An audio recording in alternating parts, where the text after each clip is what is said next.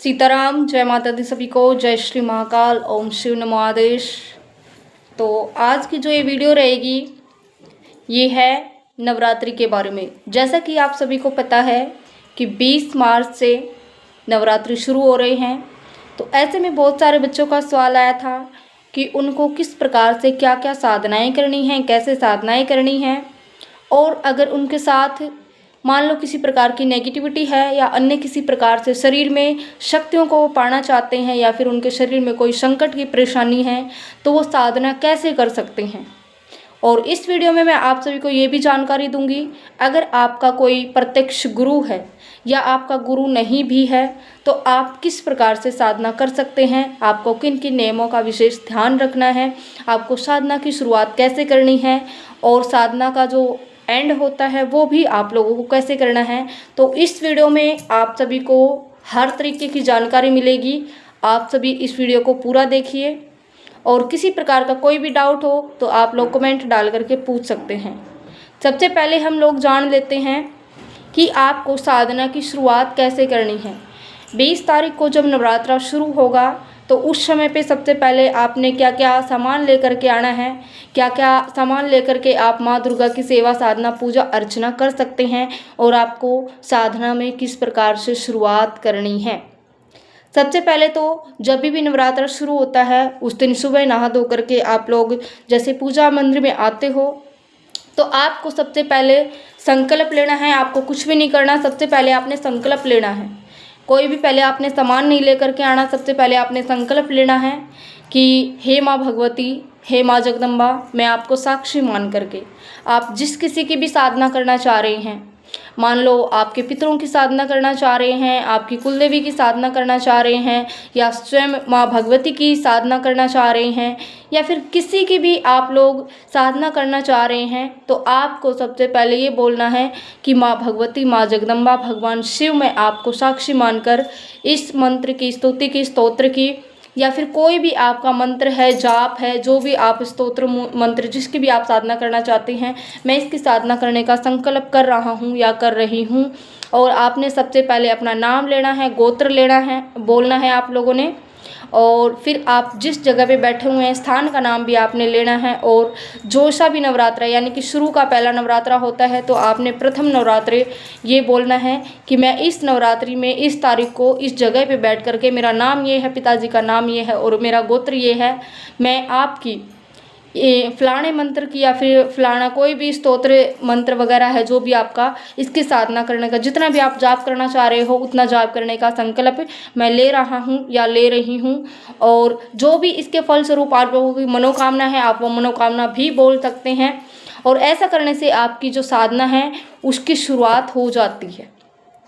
ठीक है भाई, अब आप लोगों ने साधना का संकल्प ले लिया। इसके पश्चात आप लोगों को क्या करना है, इसके पश्चात आप लोगों ने सामान लेकर के आना है।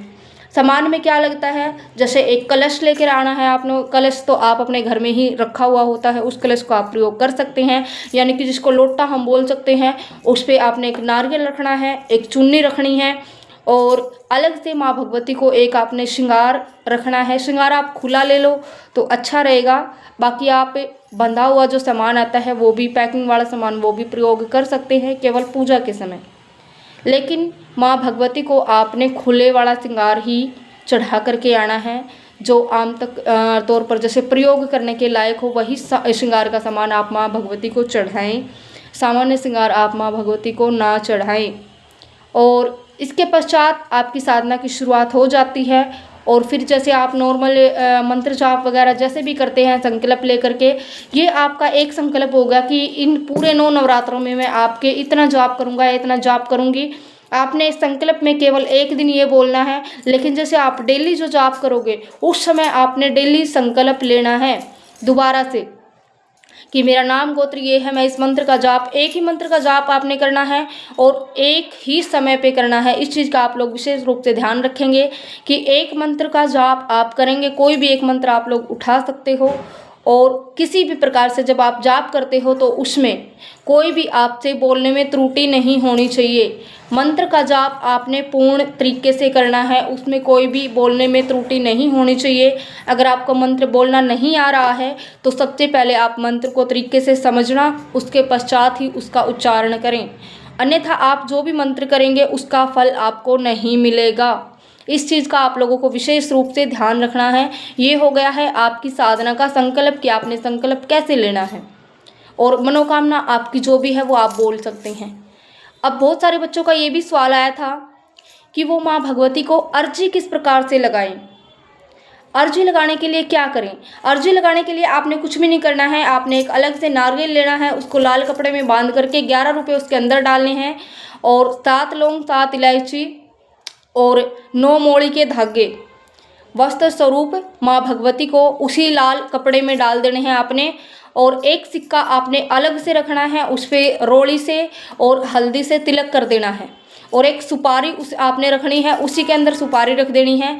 और आपकी जो भी मनोकामना है उस नारियल को खोल करके आप ऐसे ही बोलेंगे, कपड़े के ऊपर रख करके, यानी कि कपड़े को आप लोगों को बांधना नहीं है, ऐसे ही खुला का खुला आप लोगों ने बोलना है कि आपकी मनोकामना जो भी है। जैसे ही आपकी मनोकामना आप लोग बोल देते हो उसके पश्चात आप लोग कपड़े को बांध देना, और जैसे ही नवरात्रि खत्म होते हैं तो उसके पश्चात जो नारियल आपने बांधा हुआ है, जो आपने अर्जी लगाई हुई है, उस अर्जी को आपने माँ भगवती के चरणों में किसी भी मंदिर में आप उसको रख करके आ सकते हैं। और अगर आपके मन में भाव अच्छा रहा और आपकी पूजा पाठ अच्छे तरीके से हुई और आपके माँ भगवती के प्रति या फिर जिसकी भी आप साधना कर रही हैं उसके प्रति आपके भाव हुए, तो अगले नवरात्रि आने से पहले आपकी वो मनोकामना पूर्ण हो जाएगी। ऐसा माँ भगवती के ऊपर आपने भरोसा करके चलना है। और आपने साथ में ये भी बोलना है कि माँ भगवती, मैं ना तो मंत्र जानता, ना तंत्र जानता, ना पूजा जानता, ना पाठ जानता, किसी प्रकार का कुछ भी नहीं जानता, तो आपसे मेरी इस सेवा साधना को स्वीकार करें। मुझसे कोई भूल हो जाए तो आप उसे क्षमा करने का कष्ट करें, ऐसा आप लोगों ने बोल देना है। तो ये हो गया अर्जी लगाने का नियम। अब बात आ जाती है किन नियमों का आप लोगों ने ध्यान रखना है। सबसे पहले, अगर आप लोग शादीशुदा हैं तो आपने ब्रह्मचर्य का पूर्ण तरीके से पालन करना है। अगर आप लोग ब्रह्मचर्य का पालन नहीं करोगे तो आपकी जो भी साधना होगी वो स्वीकार नहीं होगी, किसी भी प्रकार से वो स्वीकार नहीं होगी। अगर आप शादीशुदा हैं और साधना नहीं कर रहे हैं तो भी आपने ब्रह्मचर्य का नवरात्रि के दौरान पालन करना आवश्यक है। और इसके पश्चात जो बच्चे शादीशुदा नहीं हैं और वो किसी न किसी से गहराई में जो बातें करते रहते हैं, तो कृपया करके वो भी ऐसा ना करें। ऐसा करने से बहुत भयंकर दोष आप लोगों को लग सकता है, पितृदोष आप लोगों को लग सकता है, जिसका नुकसान केवल आपको ही नहीं आपके पूरे परिवार को भुगतना पड़ सकता है। तो ये कुछ नियम हैं जो सामान्य से हैं, लेकिन आप लोगों को अवश्य ही इनका पालन करना है। और फिर जो है, सबसे पहले आपने किसी प्रकार का कोई भी अन्न नहीं खाना, क्योंकि बहुत सारे ऐसे व्यक्ति होते हैं कि सुबह व्रत कर लेंगे लेकिन शाम के टाइम वो खाना खा लेते हैं, यानी कि अनाज खा लेते हैं। लेकिन आप लोगों ने ऐसा नहीं करना है। आपको केवल एक समय ही भोजन, यानी कि फल आहार या फिर अन्य किसी भी तरीके का जो सात्विक भोजन होता है जिसमें अन्न ना हो, वो आप खा सकते हैं, आप अगर साधना में हैं तो। और व्रत करने आवश्यक है भाई, अगर साधना में हैं तो व्रत करने आप लोगों को आवश्यक हैं। अगर आप व्रत नहीं कर सकते तो आप माँ भगवती को प्रार्थना करके बोल सकते हैं। अगर आपके शरीर में कोई समस्या है, आप किसी चीज़ की दवाई विशेष रूप से खा रहे हैं, तो आप माँ भगवती से प्रार्थना कर सकते हैं कि माँ मैं आपके व्रत नहीं कर सकता, तो अगर कोशिश करें फिर भी आप एक समय ही भोजन करें, तो आपकी जो साधना है वो निश्चित रूप से ही स्वीकार हो जाएगी। ठीक है भाई, ये हो गए नियम।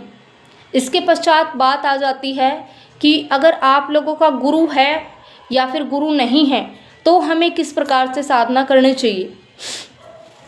अगर आप लोगों ने गुरु धारण कर रखा है तो सबसे पहले अपने गुरु से आदेश लें। जो भी साधना आप लोग कर रहे हैं, सबसे पहले अपने गुरु से आदेश लेना आवश्यक हो जाता है। उसके पश्चात ही आप साधना का संकल्प करें, क्योंकि बिना गुरु आदेश के कोई भी साधना सफल नहीं होती, अगर आप लोगों ने कोई प्रत्यक्ष गुरु बना रखा है तो। और अगर आपका गुरु नहीं है तो आप लोग किस प्रकार से साधना की शुरुआत करेंगे। तो आप लोगों ने क्या करना है, जो माँ भगवती है, बालाजी महाराज हैं, भगवान शिव है, माँ काली है, माँ जगदम्बा है, या फिर बाबा गोरक्षनाथ हैं, या फिर कोई भी ऐसी शक्ति जिनका आप लोगों को भरोसा है जिनके ऊपर, तो उनको आप गुरु मान करके, गुरु बना करके, संकल्प के साथ गुरु बना करके साधना की शुरुआत कर सकते हैं। अब शक्तियों को गुरु कैसे बनाएं, क्योंकि बहुत सारे बच्चों को ये भी नहीं पता होता कि शक्तियों को गुरु कैसे बनाना है। तो शक्तियों को गुरु बनाने के लिए नवरात्रि से 1 दिन पहले या फिर 2 दिन पहले आप थोड़ा सा जल, गंगा जल, थोड़े चावल, 1 रुपये का सिक्का हाथ में लें, और उसके पश्चात आपने अपना नाम, गोत्र, पिताजी का नाम, जगह का नाम, जो भी आप स्थान जहाँ पे आप रहते हैं, ये बोल करके आपने ये बोलना है कि जो भी आपका नाम है, मैं फलाना और यहाँ से हूँ, और मेरे पिताजी का नाम ये है, और भगवान शिव, माँ काली, माँ जगदम्बा को साक्षी मान करके जिसको भी आप गुरु बनाना चाहते हैं, जैसे भगवान शिव मैं आपको गुरु बनाना चाहता हूँ, तो कृपया करके आप मुझे अपने शिष्य के रूप में स्वीकार करें, और मुझे किसी प्रकार की कोई भी जानकारी नहीं है, ना मैं पूजा जानता हूँ, ना मैं अर्चना जानता हूँ, किसी प्रकार का मुझे पूजा के बारे में कुछ भी ज्ञात नहीं है। कृपया करके आप मुझे मार्गदर्शित करें और मुझे शिष्य रूप में स्वीकार करें।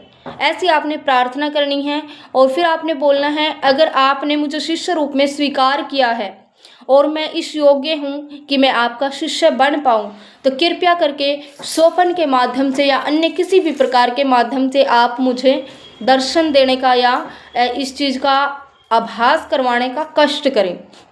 तो निश्चित ही अगर आप लोगों ने भाव के साथ में किसी शक्ति को गुरु बनाया होगा, तो 3 से 5 दिन के अंदर आप लोगों को उस शक्ति से जुड़ा हुआ कुछ भी दिखाई देगा, तो आप लोग समझ जाना कि उस शक्ति ने आप लोगों को शिष्य के रूप में स्वीकार किया है। ये है शक्तियों को गुरु बनाने का नियम। ठीक है भाई। और किसी को कोई डाउट हो तो पूछ सकता है वो कमेंट में, फिर भी कमेंट डाल करके पूछ सकता है। और जिसने गुरु बना रखा है वो अपने गुरु से आदेश ले सकते हैं।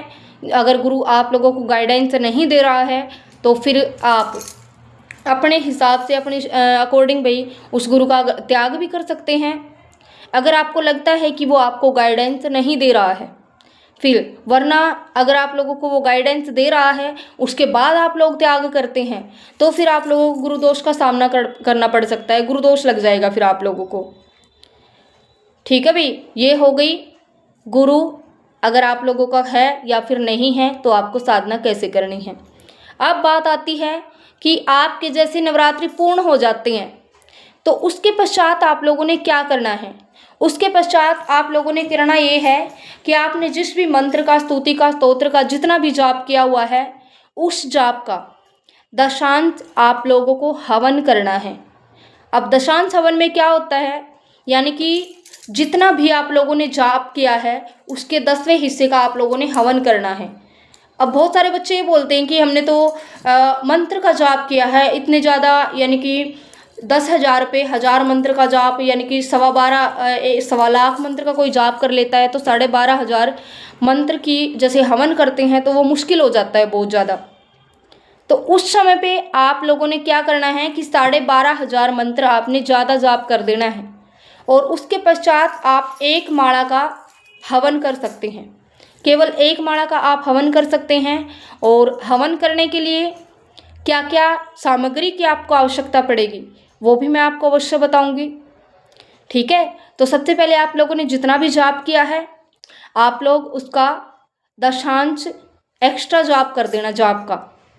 ठीक है भी, कितना भी आपने जाप किया हो उसका दशांश आप लोग निकाल लेना और फिर जाप करना। और एक नियम और है भाई, जो साधना में बहुत सारे बच्चे होते हैं वो पहले दिन बहुत ज़्यादा जाप कर लेते हैं लेकिन अगले दिन उस जाप को कम कर देते हैं। ऐसी गलती आप लोगों को भूल करके भी नहीं करनी है किसी भी प्रकार से। अगर आप लोग कोई जाप कर रहे हो, पहले दिन आपने 10 माला करी हैं तो अगले दिन आपको 11 करनी है, और अगले दिन आपने 11 करी हैं तो उससे अगले दिन आप 11 तो करो ही करो, और 12 भी कर सकते हो। यानी कि आपको जाप बढ़ाना है, घटा नहीं सकते। आप बढ़ा जितना मर्जी चाहते हो सकते हो, लेकिन आपको घटाना नहीं है जाप को। इससे आपको दोष लग सकता है। तो ये हो गया कि हमें किस प्रकार से जाप करना चाहिए और हवन किस प्रकार से कितने मंत्र का करना चाहिए। अब मैं बात करती हूँ हवन सामग्री की, कि बहुत सारे बच्चों को ये नहीं पता होता कि हवन में क्या क्या सामग्री का प्रयोग होता है। तो सबसे पहले जो हवन होता है उसमें सबसे पहले आप लोग सामग्री और फिर आपने चावल, जौ और काले तिल, ठीक है भाई, चावल, जौ, काले तिल, ये आपने लेना है। सबसे पहले सामग्री आप जितनी आप सामग्री लें उसका आधा आप चावल लें और उसके पश्चात उसका आधा आप जौ लें, जौ का आधा आपने काले तिल लेना है और फिर आपने घी मिला लेना है उसमें, और 1 से 2 चम्मच आप उसमें मीठा मिला देना। कुछ भी मीठा, चीनी वगैरह भी डाल सकते हो आप लोग, इससे कोई समस्या नहीं होती। तो ये सामान्य सी सामग्री होती है जो सभी के पास अवेलेबल हो जाती है।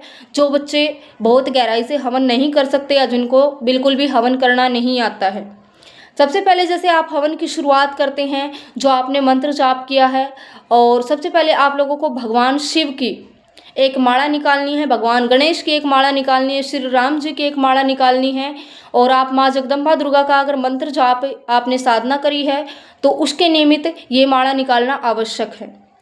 और अगर आपने बालाजी महाराज की साधना करी है तो भी आपको माँ जगदम्बा की माला अवश्य निकालनी है, भगवान शिव की भी अवश्य निकालनी है, और श्री राम जी की, गणेश जी की भी अवश्य ही निकालनी है।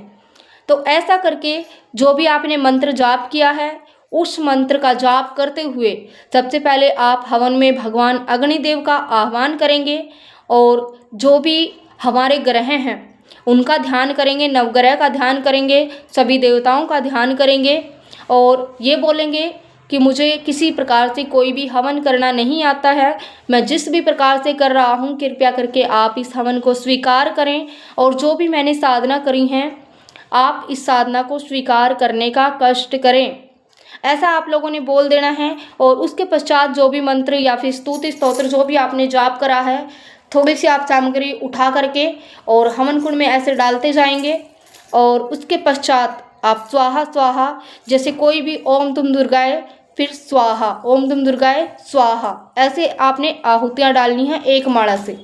ऐसा करने से आपका जो हवन है, मंत्र है, वो पूर्ण हो जाता है। और इसके पश्चात बारी आती है आपके संकल्प को ख़त्म करने की, यानी कि लास्ट नवरात्रि में आपने हवन करना है, और लास्ट नवरात्रि में जैसे आपका हवन हो जाएगा तो दोबारा से जो संकल्प आपने पहले दिन लिया था, नवरात्रि के पहले दिन लिया था, तो फिर दोबारा से आपने वो संकल्प लेना है कि मेरा नाम गोत्र ये है, मैंने आपके इस मंत्र का, स्तुति स्तोत्र का इतना जाप किया है, ये मैं आपको अर्पण करता हूँ और ये आपको ही ग्रहण हो, और फल स्वरूप इसके जो भी आपकी मनोकामना है वो मनोकामना आप लोग बोल सकते हो कि मेरी ये मनोकामना है, और आप इसको स्वीकार करने का कष्ट करें। कोई मुझसे भूल हो गई हो तो अपना बच्चा समझ करके क्षमा करने का कष्ट करें। मैं यंत्रहीन, मंत्रहीन, तंत्रहीन हूँ, कुछ भी नहीं आता मेरे को, केवल आपकी पूजा पाठ करना आता है, आपका नाम लेना आता है, इसके अलावा मुझे कुछ भी ज्ञान नहीं है।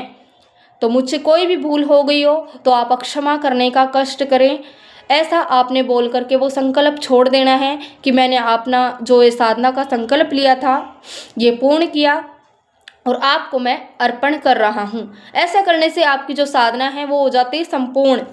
और इसके पश्चात आप लोगों ने क्या करना है, जो आपने नारियल शुरू में रखा था अर्जी के तौर पर, जो भी आपकी मनोकामना थी, जो अर्जी के लिए नारियल आप लोगों ने लगाया था, उसको आपने किसी भी जो माँ जगदम्बा दुर्गा होती है उस मंदिर में ले जा कर के आपने रख देना है। 11 रुपये आपने अलग से रख देने हैं, और आपने माँ भगवती को श्रृंगार अवश्य ही अर्पण करना है। अगर आप श्रृंगार अर्पण नहीं करोगे तो भी आपकी साधना पूर्ण नहीं मानी जाएगी। और 9 कन्याओं को आपने भोजन करवाना है। अगर 9 कन्याएँ ना मिले तो आपको कम से कम 3 से 5 कन्याओं को तो अवश्य ही भोजन करवाना है। और बहुत सारे बच्चे बोलते हैं कि भाई उनकी व्यवस्था नहीं होती कि भोजन करवा पाएँ कन्याओं को, वो क्या कर सकते हैं? तो उनको करना कुछ भी नहीं है, आप लोग केवल फल लेकर के आ सकते हो और मिठाई लेकर के आ सकते हो। उसमें 5-5, 10-10 रुपये रख करके उन कन्याओं को आप माँ भगवती के स्वरूप मान करके आप लोग दे सकते हो। केवल इतना ही काफ़ी होता है अगर आप लोगों का किसी प्रकार से कोई सामर्थ्य नहीं है तो ये साधना के बारे में नवरात्रि की जो साधना है उसके बारे में पूर्ण रूप से जानकारी हो गई है। और आई होप आप सभी को ये समझ में आ गया होगा। और फिर भी किसी को कोई भी डाउट हो तो आप लोग कमेंट डाल करके पूछ सकते हो। और इस चैनल पे आप लोगों को साधना से जुड़ी हुई वीडियो मिलती रहेंगी। और कोई भी आप लोगों को डाउट हो तो आप लोग कमेंट डाल देना, उस पर मैं वीडियो बनाने की कोशिश करूँगी।